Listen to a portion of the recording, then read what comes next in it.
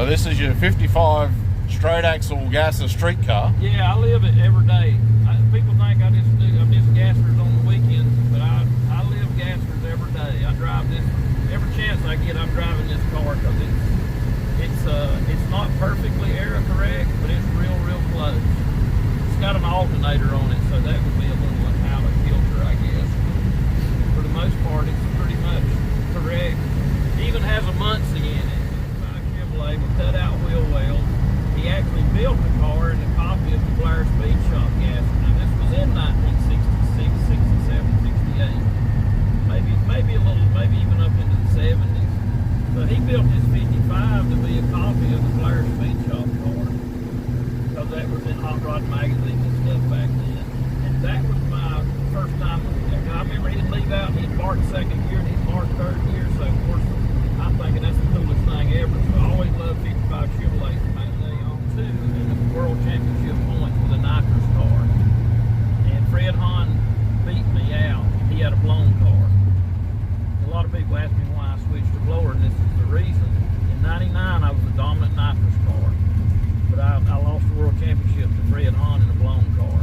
In 2000, I finished third in points with a nitrous car to two blown cars. Mike Janis, and I think it was Alan Pittman.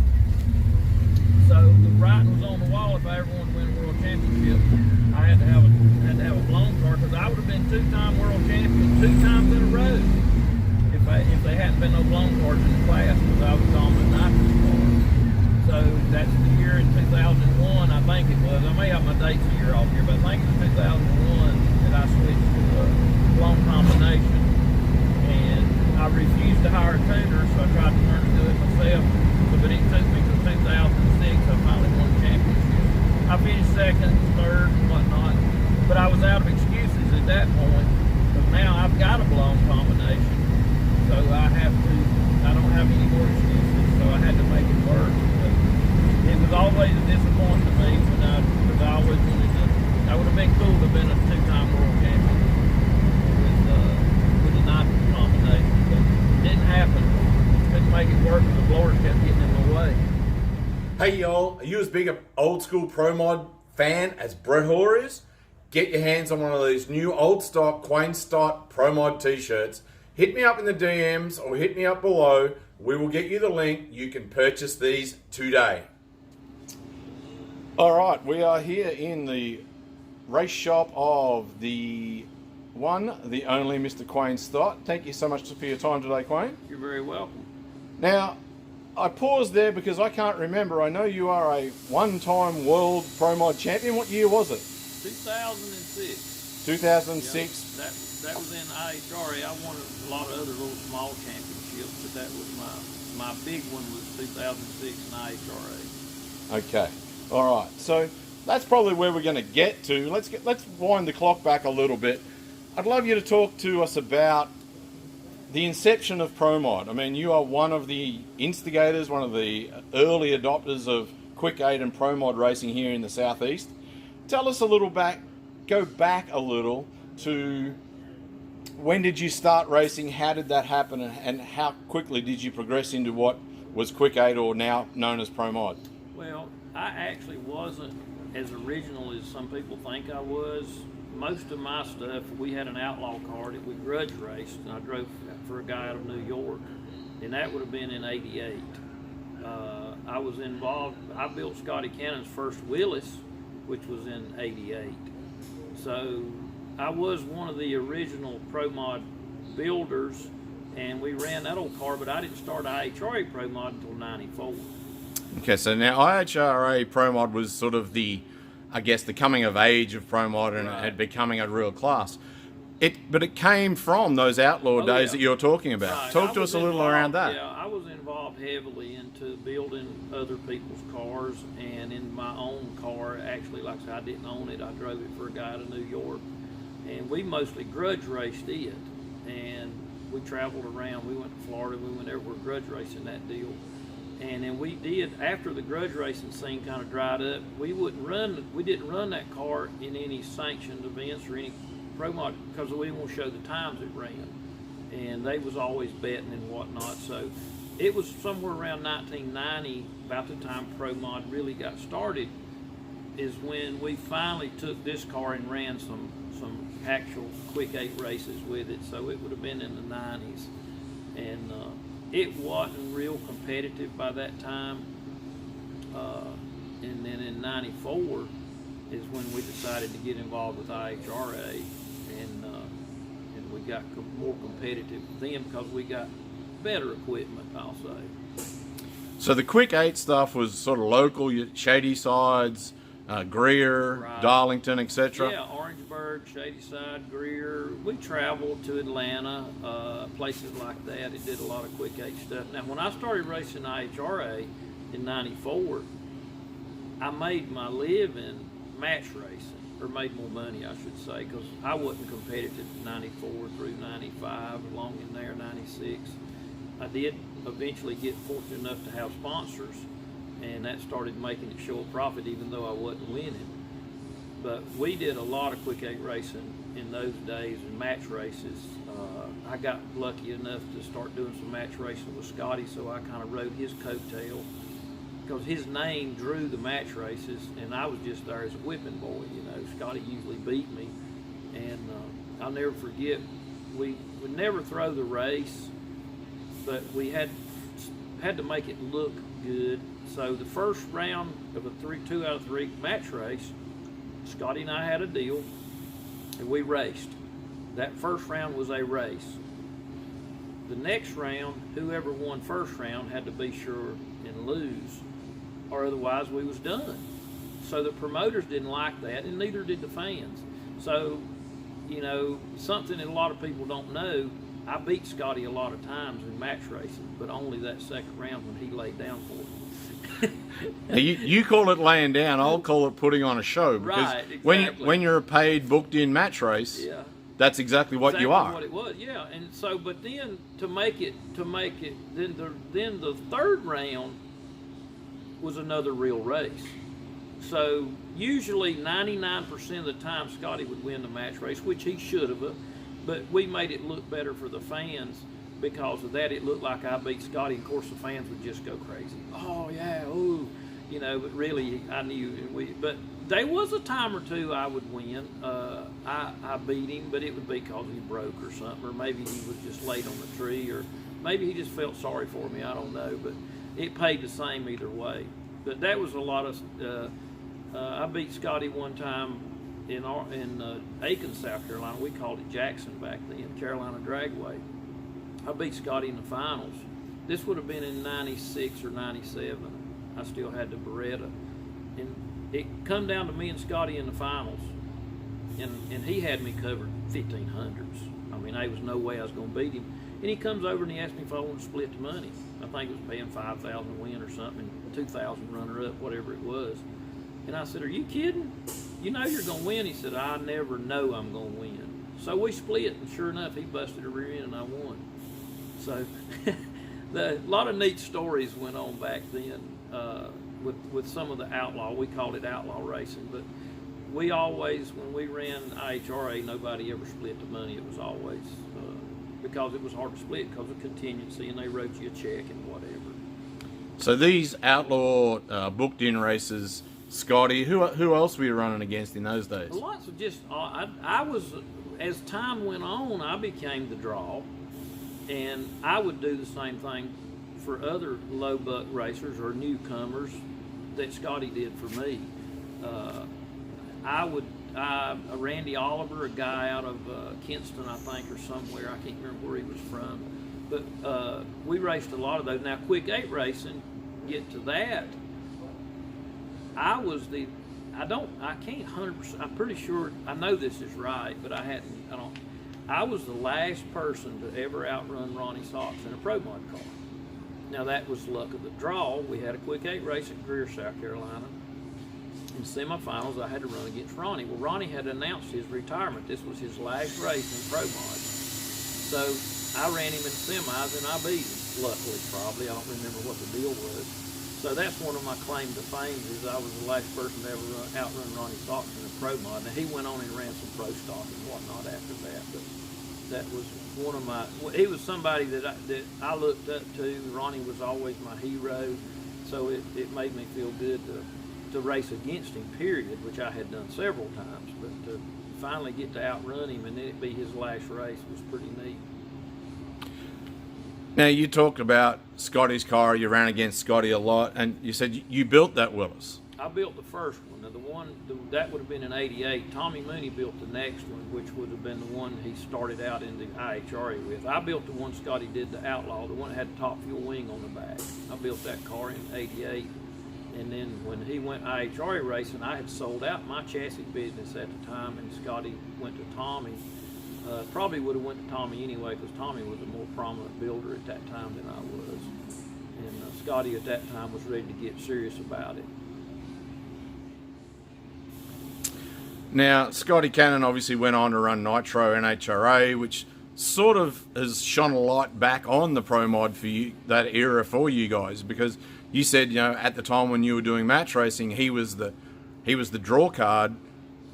In retrospectively, it sort of made him a bigger draw card than he was at the time, if that makes sense. Do you think that has brought some more popularity to what y'all did back in the day? I don't know if it helped anything we did back then, because Scotty was really, really popular in the Pro Mod days.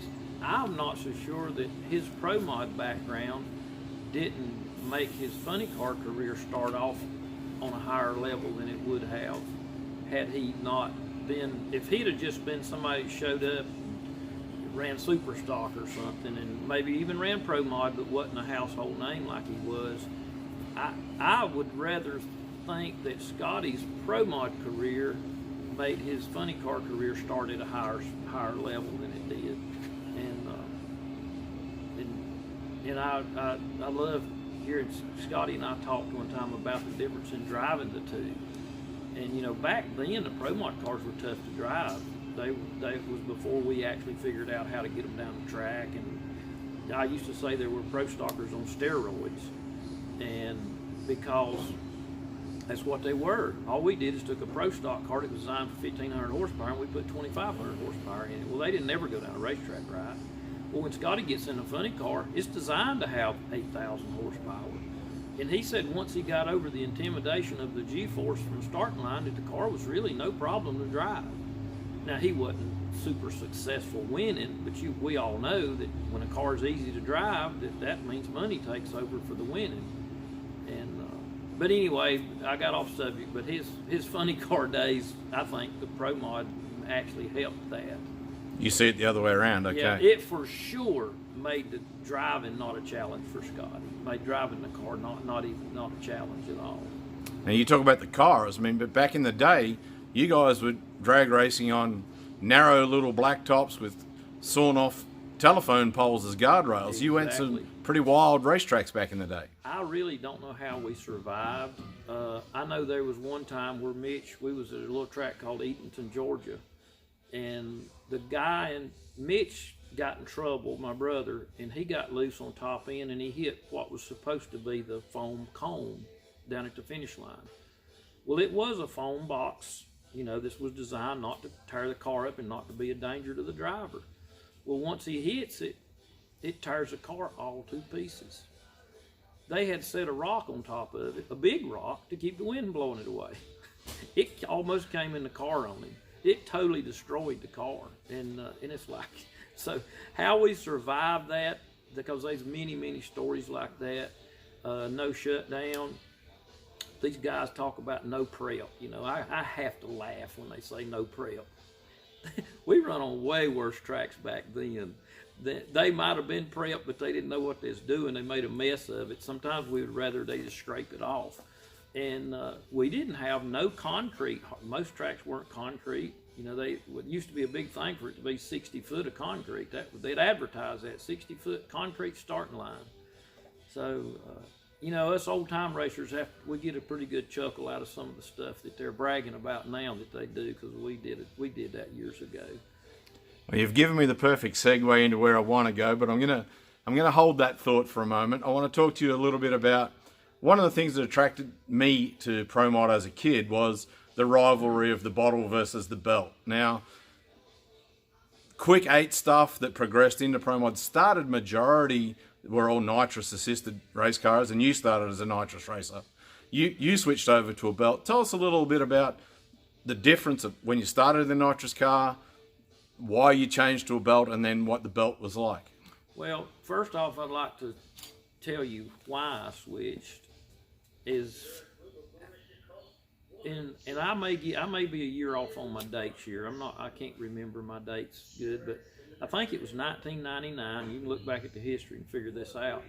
I finished number 2 in the world to Fred Hahn.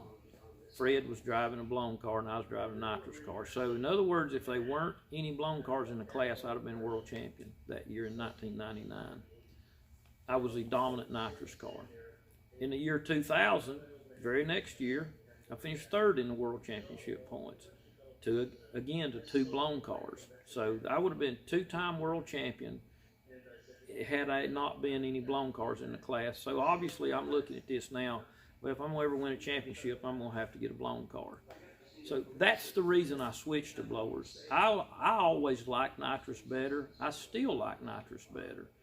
But for me, the way the rules were then, there was just no way that the nitrous cars could compete with the blower cars. And so I made the switch. And as always, I decided to tune my own stuff. I've never hired a tuner. So I tried that. It took me till 2006 to win a championship. I did run good with the blower, finished 2nd and 3rd several times, but I just couldn't quite get the hang of it right off the bat because I'd been a carburetor guy my whole life, so I had to figure out how to learn the blown stuff. And once I did, we rocked out and did great. All right, so you haven't hired a tuner. You've gone it alone. Same chassis, same car. What changed to go from a nitrous engine to a blower? Yes, with the first. Actually, I did have Alan Pittman build me a chassis to start with, but when it was all said and done, I ended up back in the same chassis. Matter of fact, that particular car is sitting in my basement now. I built that car in 1997, and it won me the championship. We had new cars built along the way, and I always end up going back to my old car. And I don't know why, but that's why I won't never sell it. It's in the basement now. I've sold all the other stuff, but decided to keep that car. But it went from nitrous to blown. It's been turned over. It's been in the wall. It's done it all. And but there was not really the car. Nowadays they're different, but back then they wasn't much different. Because like I said, we didn't know what we was doing. It's not that these new special parts come along. The Pro Mod racing got boring today because of we learned what we was doing. The race pack computer was the worst thing that ever happened to drag racing because it showed us and taught us how to set the shocks and the 4 links and stuff, what we learned, what was going on. As a matter of fact, talking about what we learned, I had a guy come to me wanting to start a nostalgia Pro Mod thing like we did the Gasser deal, and I said it's impossible, it'll never work. And he said, why? I said, because you can't take the knowledge out of people's heads. Oh, we're going to make them use the same parts. Don't matter, they're still going to be boring to watch because back then we had no clue where the shocks needed to be. We had them overpowered. We the 4-link settings, I won't get into that, but we had them so wrong back then when the cars were fun to watch because we didn't know any better. Well, now we know better and we know how to do it. So you give me the same pieces I had in the year 2000 and I'll run 2/10 quicker and go down a racetrack every single pass and never shake a tire. And it goes straight as our car look like it's on a rail. That's what you can't replicate, and that's why it's going to be hard to ever make a nostalgia Pro Mod class be as exciting as it was back in the day. So let me be a little bit argumentative with you. You've been quoted as saying, well, you've got it written on the door of the car hanging in your workshop, you became a rider, not a driver. I can't argue with you that back in the day when they were all over the racetrack and the driver had to be hanging on the brake and doing all sorts of crazy stuff to get it down the racetrack, they were incredibly entertaining. But what you're saying is that you've got smarter through technology it's not necessarily the technology that's made them more robotic, if that makes sense. Right. The technology, we learned a lot, and then when we learned, then the technology started amplifying, I guess is the word I'm trying to use, our knowledge. So we figured out what we was doing wrong in the bell housing with the clutch. We figured out what we was doing wrong with the four-links. So then the chassis builders started building the cars better once they learned. You know, we didn't even have double rail chassis back then. And so the chassis builders started learning what to do to make the cars better and more tunable once they learned what we was doing wrong in the tuning department. The engines are moved forward in them now. What posed me to put rider on the windows when they put the converter involved. You know, in 1997 up to 2000, the converter wasn't even legal in Pro Mod. Now every Pro Mod car out there's got one. I'll never forget fighting our shifters. I said, don't let them have it, because some people can't pull levers. Well, we want everybody to be able to race. Well, this is not every child gets a trophy race in the organization, or it shouldn't have been. If you can't do it, go sit in the stands. But they wanted to let our shifters in. And then next thing I know, we got this thing where it pulls a parachute for us and cuts the engine off when you go through the finish line. Well, that's when I put rider on my window, because the cars became so easy. It's like my 40 years experience in racing meant nothing anymore, because anybody could jump in one and drive it. And and of course it ruined the sport, I think. So we are jumping forward a little, and we're going to talk now about, obviously, current day NHRA Pro Mod. You're obviously, the direction you've gone with your Southeast gases, some of that is based on the fact that, as you've discussed with me privately, back in the day, the gasser was that day Pro Mod. The Pro Mod is the current day gasser, fastest, wildest, doored cars out there. We'll talk about the gassers in a second, but the Pro Mods of today, yes, they're auto shifted. Yes, they've got things that turn the engine off and throw the parachutes, etc. But they're doing 260 miles an hour in 5.6 seconds now, and they're still crashing. So talk to us a little about your opinion on that then. Well, a lot of crashes I see, I think, now not all of them. I know we've got some great drivers out there, but I have watched some videos, and I have watched some crashes and sequences, picture sequences, where a lot of it's driver error. And for example, I can probably go dig up some stuff.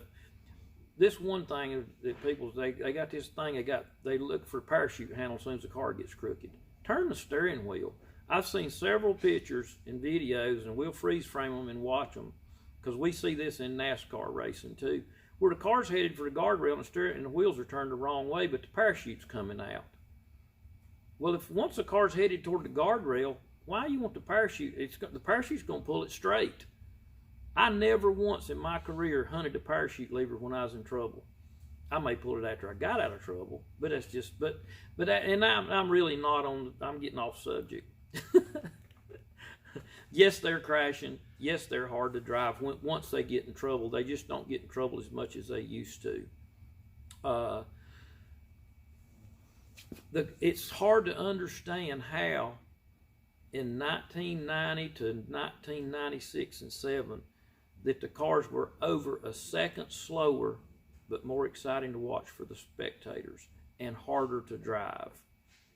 That, I know that don't make sense to nobody, but if you talk to some of the older drivers like Charles Carpenter and Scotty Cannon and some of the guys that were there, I will guarantee you they will tell you how much harder the cars were to drive back in the 90s, when they only ran 520s, 490s at best in the 8th mile, which would have been, 660s, 670s in the quarter.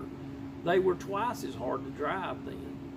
And it was just because the cars weren't so perfected. And once you perfect something, now people don't care to watch it. So you're saying that the excitement's gone away because they've become a little on rails, robotic. Yeah. And perhaps some of the crashes have been caused, I'm not putting words in your mouth, but I may be paraphrasing, some of the crashes have been caused by their easier to drive, and I do that in talking marks. Exactly. So the skill level of the driver is not what it was back in the day. Right, exactly. The skill level went down because the cars got so easy to drive. I remember in the 90s where people would come into Pro Mod and they would last about 2 races and they'd be gone.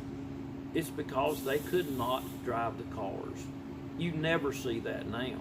There's a device to put on it to help you. If you can't do it, we'll design a device to help you do it. And that's where I have a problem with it. I like to see the sport of racing, whether it be round track racing, drag race, whatever. I like to see it where people, you know, it takes some talent to do it. When I parked my Pro Mod, the last pass I made in 8th mile was a 360, not the last pass, but that car was running 360s at like 207.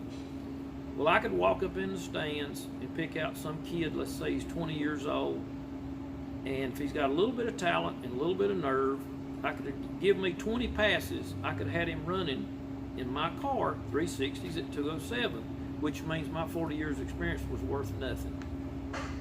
Was your 40 years experience not worth setting the car up for that 20-year-old? Oh yeah, that experience was, but see, somebody can buy that.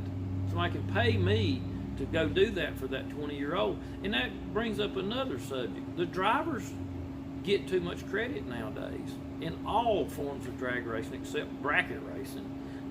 And they're doing electronics too. The cars are hard to drive, don't get me wrong.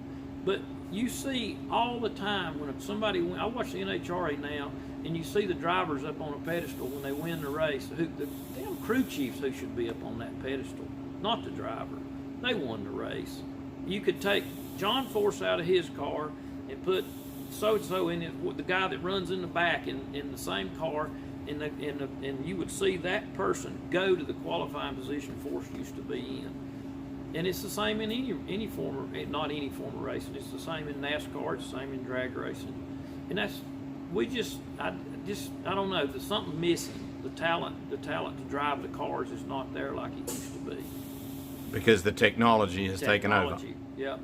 And there's still good drivers out there. Please don't misunderstand me. There's great drivers out there, but their talent don't shine like it would have years ago. All right, so we've talked a lot about the sport. We haven't talked a lot about the man. You were the one-time world champion. You've won multiple national events. Talk to us a little bit about some of the highlights that you hold near and dear. Well, a lot of things that mean to me more than racing. One of the things that's real was my tuning ability. To tune my own stuff. I tuned a lot of other cars to a lot of race wins. Behind the scenes, nobody even knew it. One of the things I think that really I put up on a pedestal is the 2001 Carcraft Magazine Driver of the Year. I didn't win that. That was voted on by the fans. I didn't even win the championship that year. And it, you know, that means a lot to me to have the fans vote me. And remember, this was before the internet. This was back when people had to be people, and I was always good to my fans at the races. One year, I think Drag Illustrated did a hardest working drag racer. I think I was number 4 or 5 on that list. I was number 11 on all-time Pro Mod driver list. So a lot of that stuff really meant a lot to me, probably more than the World Championship did. Well, Quain, thanks again so much for your time today. I know you're a busy man with your Southeast Gasser deal and your workshop building lots of race cars for that. Hopefully the fans have got a little bit of an insight into what it was like back in the day when Pro Mod got started, and perhaps where it is today and where it may have gone if we hadn't have been so lax with the introduction of technology. Yeah, I think the rules kept getting slacker and slacker and slacker over the years, and it made Pro Mod what it is today. And so what it was then is long gone. It'll never be back. There's no way to bring it back because we got too smart. We can't take it out of our heads. But I still enjoy Pro Mod, and I hope the fans still do. I'll continue following it because it was 19 years of my life, and hope everybody enjoys this. Hey y'all, are you as big an old school Pro Mod fan as Brett Hoare is? Get your hands on one of these new old stock Quain Stott Pro Mod t-shirts. Hit me up in the DMs or hit me up below. We will get you the link. You can purchase these today.